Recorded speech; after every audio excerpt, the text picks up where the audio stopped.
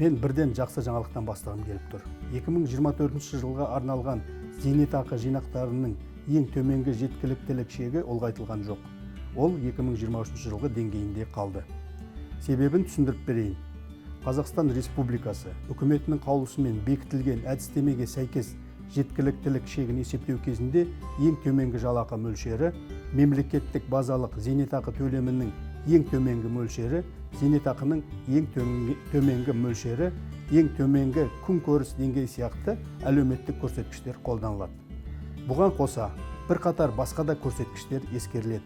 Атап айтсақ, зейнетақы активтері кірістілігінің жылдық пайыздық мөлшерлемесі, БЖЗК-дан зейнетақы төлемдерін индекстеу мөлшерлемесі, міндетті зейнетақы жарналарының болжамды жиілігі, зейнетақы төлемдерін жүзеге асыру жасы және тағы басқалар. Әдістемеде қолданылатын көрсеткіштер шектердің мөлшеріне әртүрлі әсер етеді. Бұл әр жастағы салымшыға талап етілетін зейнетақы жинақтарының қажетті сомасын кешенді түрде есептеуге мүмкіндік береді. Осы ретте кейбір көрсеткіштер шекті мөлшердің өсуіне, ал кейбіреулері керісінше олардың азаюына әсер етеді.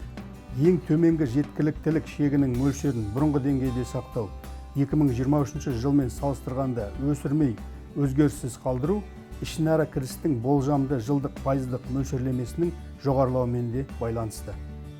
Осылайша, бекітілген әлеуметтік экономикалық көрсеткіштер мен болжамды есептеулерді ескере отырып, 2024 жылға арналған ең төменгі жеткіліктілік шегінің мөлшері ағымдағы деңгейде сақталады.